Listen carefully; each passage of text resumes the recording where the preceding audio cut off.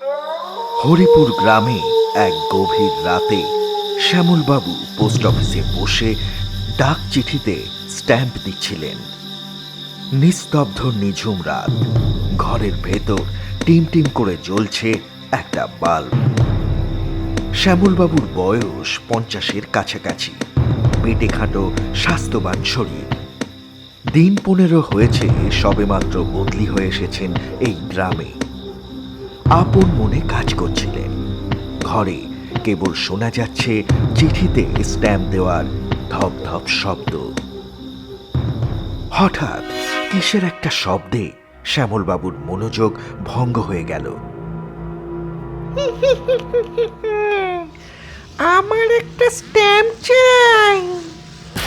ভাঙা জড়ানো একটা অদ্ভুত কণ্ঠস্বর যেন শ্যামলবাবুর সমস্ত শরীরকে হাড়হীন করে দিল।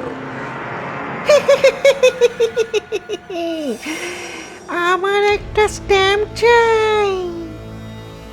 আবার সেই কণ্ঠস্বর ভেসে আসলো। শ্যামলবাবু বসে আছেন পোস্ট অফিসের ব্যাক অফিসে, অর্থাৎ মেন কাউন্টারের লাগোয়া একটা ঘরে। শ্যামলবাবু সেই ঘর থেকে বসেই বললেন, পোস্ট অফিস বন্ধ হয়ে গেছে, এখন স্ট্যাম্প পাওয়া যাবে না, কাল আসুন। কিছুক্ষণ শ্যামলবাবুর সেই কথার কোনো জবাব আসলো না। শ্যামলবাবু আবার নিজের কাজে মন দিলেন।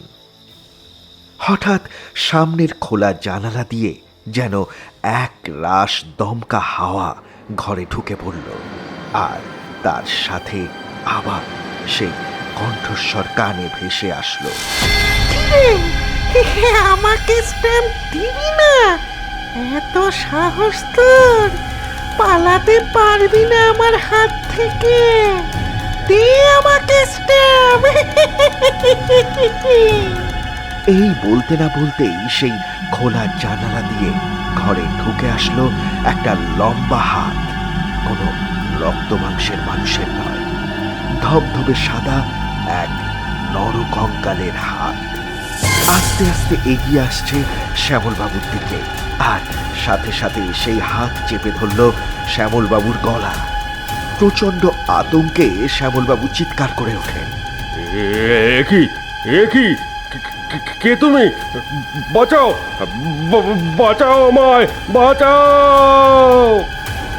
এবং সাথে সাথেই সেই রাতের নীরবতা কোথায় যেন মিশে গেল। শ্যামলবাবুর সেই ভয়ার্ত আর্তনাদ অন্ধকার চিরে চারিদিকে ছড়িয়ে পড়ল।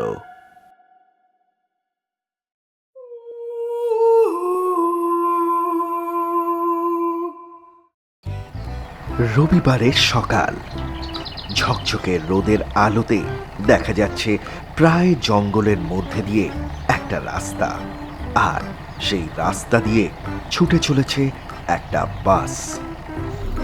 বাসের জানলার ধারে মাইকেল, আর ঠিক তার পাশে বসে আছে মামা। বাসে খুব একটা ভিড় নেই।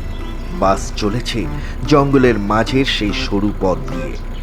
মাইকেল বলল, আচ্ছা মামা, তুমি যে বললে একটা বেশ জমজমাট অ্যাডভেঞ্চারে যাচ্ছি আমরা, কিন্তু এ পথ দেখে তো অ্যাডভেঞ্চারের এটাও চোখে পড়ছে না। মামা বলল, আহ মাইকেল, অ্যাডভেঞ্চার তো হিসেবে বরং বলা ভালো ভৌতিক অ্যাডভেঞ্চার। মাইকেল একটু চমকে গিয়ে বলল, ভৌতিক অ্যাডভেঞ্চার? সেটা কেমন করে? সেখানে গেলেই দেখতে পাবি। মাইকেল একটু অস্থির হয়ে বলল, কিন্তু বলো তো আমরা যাচ্ছি কোথায়? মামা উত্তেজিত হয়ে উঠল, তারপর বলল, এবার আমাদের ডেস্টিনেশন হরিপুর গ্রাম। হরিপুর গ্রামে গিয়ে যখন মামা আর মাইকেল পৌঁছালো, তখন বিকেল পড়ে সন্ধ্যা। গ্রামের কিছুটা ভেতরে ঢুকতে চোখে পড়ল রাস্তার ওপর একটা ছোট্ট বাড়ি, আর তাতে টিম টিম করে জ্বলছে আলো। মাইকেল বলল, কই গো মামা, তুমি যে বললে তোমার বন্ধু তোমাকে বিশেষ করে নিমন্ত্রণ করেছে, কিন্তু এখানে তো দূর দূরান্ত অবধি একটা কুকুরও চোখে পড়ছে না। মামা বলল, আহা মাইকেল, এত তাড়াতাড়ি ধৈর্য হারালে চলবে? এই ধৈর্য নিয়ে তুই আবার নাকি তোপসে হবি? ওই দেখ, ওই আমাদের গন্তব্যস্থল। এই বলে মামা আঙুল দিয়ে সেই ছোট্ট বাড়িটার দিকে দেখায়। কাছে যেতেই সাইনবোর্ডের লেখা পড়ে বুঝতে দেরি হলো না, এটাই হলো শ্যামলবাবুর বলা সেই ভুতুড়ে পোস্ট অফিস। বাড়ির কাছে গিয়ে কাউকে দেখতে পাওয়া গেল না, তাই মামা একটা হাঁক দিল। কেউ আছেন নাকি? দরজা খুলে মেন কাউন্টারের লাগোয়া একটা ঘর থেকে বেরিয়ে আসলো এক মাঝবয়সী ভদ্রলোক। আরে গোল গোবিন্দ যে, এসো এসো। তুমি যে এতটা দূর আমার জন্য কষ্ট করে আসবে তা আমি ভাবতেই পারিনি। এতে যে আমি কি নিশ্চিন্ত হলাম তা তোমায় বলে বোঝাতে পারবো না। শ্যামলবাবু মাইকেল আর মামাকে ভেতরে অফিসে নিয়ে গেলেন। একটা ছোট 4 দেওয়ালের ঘর, আর সেই ঘরময় জুড়ে রয়েছে এদিকে ওদিকে ছড়িয়ে থাকা অজস্র কাগজ আর ফাইল। ঘরের দক্ষিণ দিকে একটা জানলার মুখোমুখি পাতা রয়েছে একখানি টেবিল। টেবিলের সামনে 3 জন 3টে চেয়ার টেনে নিয়ে বসল। মাইকেল বলল, হ্যাঁ, তা আপনি এখানে থাকেন বুঝি? আগে হ্যাঁ, এই পাশের ঘরেই রাতটা কাটিয়ে নেই কোনো মতে। আর ঘুম না আসলে বাকি কাজগুলো সেরে নিই। তবে এখন রাত হলেই কেমন ভয় করতে থাকে। মনে হয় সেই হাতটা আবারও আমায়। মাইকেল যেন রহস্যের গন্ধ পেয়ে বেশ উত্তেজিত হয়ে উঠেছিল। হাত? কিসের হাত? এমন সময় ঘরে ঢুকলো এক অল্প বয়সী ছোকরা, হাতে তার চায়ের ট্রে। শ্যামলবাবু বললেন, এই হলো রঘু। আমার খাওয়া দাওয়া যাবতীয় সব ওই দেখাশোনা করে। সেই রাতে ওই ভুতুরে কাণ্ডর পর ওই আমায় উদ্ধার করেছিল। মামা রঘুকে জিজ্ঞাসা করল, আচ্ছা রঘু, একটা কথা বলো দেখি, তুমি এখানে কতদিন কাজ করছো? আগে বাবু, তা প্রায় হয়ে গেল বছর 10। এর আগে কখনো এখানে এমন ঘটনা ঘটেছে? আগে বাবু এখানে এসেছেন কদিন হলো, তাই তিনি জানেন না। এর আগে এখানে যতজন বাবু এসেছেন তার কেউই 10 দিনের বেশি টেকেননি। কেউ কেউ তো বলে এই অফিসে নাকি এক দুষ্ট পিশাচের আত্মা রয়েছে। আমি তাই রাতের বেলা এখানে থাকি না। মামা সবটা শুনে বলল, তা বাবা, তুমি নিজে কখনো সেই পিশাচকে দেখেছো? আগে না বাবু, ওই যে বললুম রাতে এখানে আমি থাকি না। আমি তো 8টার পর বাবু রাতের খাবার করে বাড়ি চলে যাই। আমি কোনো দিন সেই পিশাচকে নিজের চোখে দেখিনি। শ্যামলবাবু বললেন, রঘু, তুই এখন যা, রাতের খাবারের ব্যবস্থা কর। শ্যামলবাবু বিনীত সুরে বললেন, বলছিলাম গোলগোবিন্দ, তোমার কাছে একটা অনুরোধ ছিল। আজকের রাতটা যদি তোমরা এখানে আমার সাথে থাকো তবে খুব ভালো হয়। শ্যামলবাবুর অনুরোধ মামা ফেলতে পারল না। আচ্ছা, এক তো রাত হয়ে গিয়েছে, আর বাসও এখন পাওয়া যাবে না। দেখি তবে তোমার সেই পিশাচ আজ আমাদের দেখা দেয় কিনা। কিরে মাইকেল, তুই আবার ওই পিশাচকে দেখে ভয় পাবি না তো? কি যে বলো মামা, তুমি ভয় পাবে কিনা জানি না, তবে আমার একটুও ভয় করছে না। শোন মাইকেল, আমার নাম গোল গোবিন্দ চাকলাদার। ভূতেরা আমায় দেখে চেষ্টা করে পালাবার।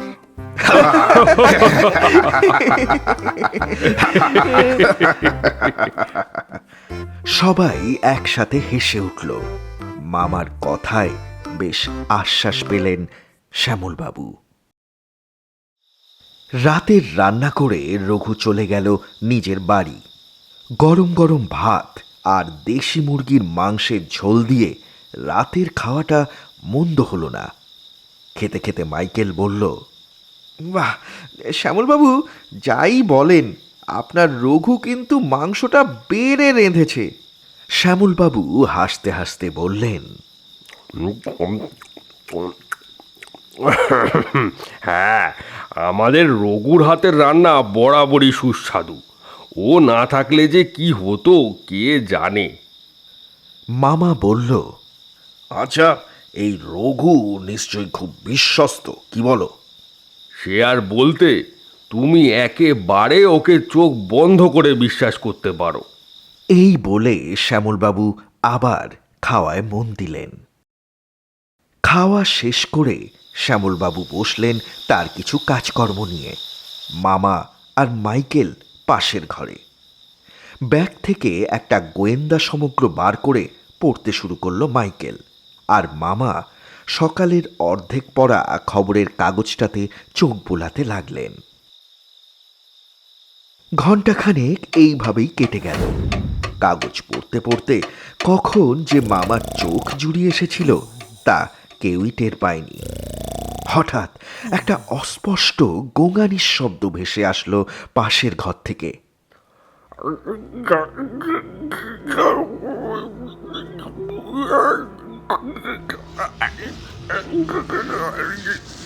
তাড়াতাড়ি বিছানা থেকে নেমে মাইকেল পাশের ঘরে গিয়ে দেখে শ্যামলবাবু নিজের গলা চেপে ধরে আর্তনাদ করে চলেছেন। হ্যাঁ, কি হয়েছে? বাঁচাও, বাঁচাও আমায়, বাঁচাও! এই পিশাচ আমায় মেরে ফেলবে, বাঁচাও! মাইকেল চেঁচিয়ে মামাকে ডাক দেয়। ওরে বাবারে, মামা তাড়াতাড়ি এসো। মামা লাফ দিয়ে ওঠে, ছুটে গিয়ে দেখে একটা সাদা কঙ্কালের হাত জানলা দিয়ে এগিয়ে আসছে।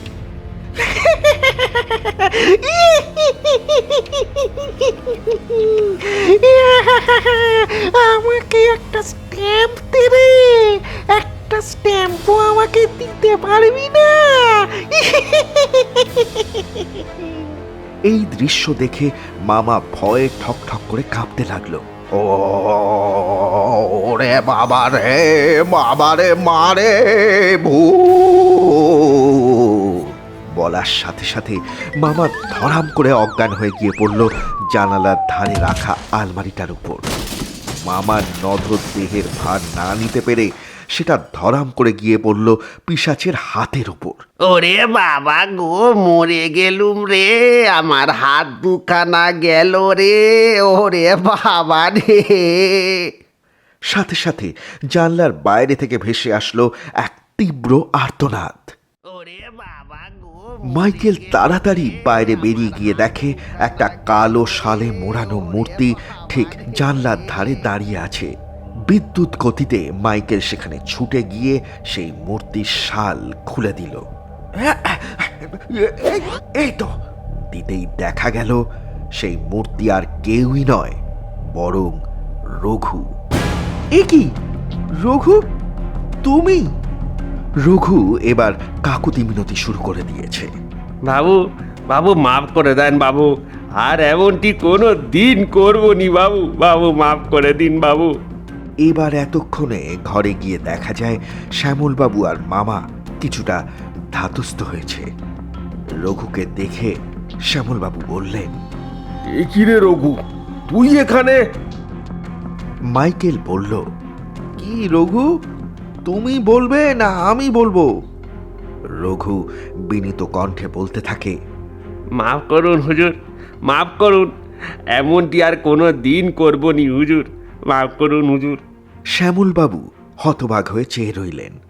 মাইকেল বলল, শ্যামলবাবু, এই রঘুই হলো পোস্ট অফিসের পিশাচ। শ্যামলবাবু চমকে উঠে বললেন, সে কি, এ তুমি কি বলছো?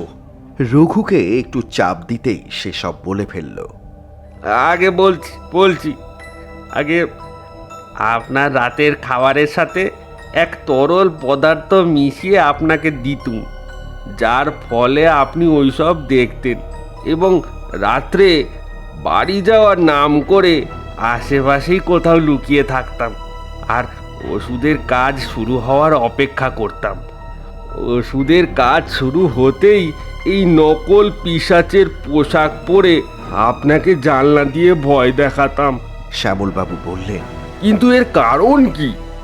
মাইকেল বলল, কারণ আছে শ্যামলবাবু। বিনা কারণে কি কেউ এত পরিশ্রম করে? একবার আপনার টাকা রাখার লকারটা খুলে দেখুন তো, সব কিছু সেখানে ঠিক আছে কিনা। শ্যামলবাবু এবার কথা মতো লকারটা খুলে দেখলেন। লকার একেবারে ফাঁকা। এ কি, এ তো পুরো খালি। মাইকেল বলল, হ্যাঁ, ঠিক তাই। ভয়ে যখন আপনি অজ্ঞান হয়ে পড়তেন, তখন সেই সুযোগ কাজে লাগিয়ে রঘু, অর্থাৎ আপনাদের পোস্ট অফিসের পিশাচ, সেই টাকা পয়সা রোজ অল্প অল্প করে চুরি করত। পাছে একবারে চুরি করলে যদি ধরা পড়ে যায়, সেই জন্যই আস্তে আস্তে। এই একই কাজ সে আগের বাবুদের সাথেও করেছে। তবে আগের বাবুরা রঘুকে ভূত ভেবে ভয় পালায়, কিন্তু এবার আপনার বেলায় আমরা এসে পড়ায় রঘু বাবা জীবনের ধাপ্পা আর ধোপে টিকল না। রঘু বিনীত কণ্ঠে আবার বলতে থাকে, মাফ করুন হুজুর, হুজুর হুজুর মাফ করে দিন। এই আমি কথা দিচ্ছি আর কখনো এমনটি করব নি। আমায় আমায় মাফ করে দিন হুজুর, হুজুর আমায় মাফ করে দিন। এর মধ্যে বাইরে পুলিশের জিপ এসে থামার আওয়াজ পাওয়া গেল। শ্যামলবাবু বললেন, এ কি, পুলিশ কোথা থেকে আসলো? মামা হেসে বলল, আহা, আমি ঠিক সুযোগ বুঝেই পুলিশকে খবর করে দিয়েছিলাম, কারণ আমি জানতাম এ আর যাই হোক কোনো পিশাচের কারসাজি তো নয়। একদম ঠিক। পুলিশ ইন্সপেক্টর বললেন, অনেক ধন্যবাদ মাইকেল, তুমি না থাকলে এই গ্রামের পিশাচের রহস্যটা রহস্যই থেকে যেত। মাইকেল বলল, না না স্যার, সব ক্রেডিট মামার। মামা যদি ঠিক সময় অজ্ঞান না হতো, তাহলে যে কি হতো। তাহলে মামা বাবু, আপনাকে অনেক ধন্যবাদ। পুলিশ রঘুকে নিয়ে চলে গেল। শ্যামলবাবু বললেন, তোমায় যে কি বলে ধন্যবাদ দেব গোলগোবিন্দ, আমি নিজেও জানি না। তুমি না আসলে এই গ্রাম আর চাকরি দুটোই ছেড়ে হয়তো আমায় চলে যেতে হতো। মামা বলল, ওই যে বললাম, আমার নাম গোল গোবিন্দ চাকলাদার। ভূতেরা থুড়ি, পিশাচেরাও আমাকে দেখে চেষ্টা করে পালাবার। হা হা।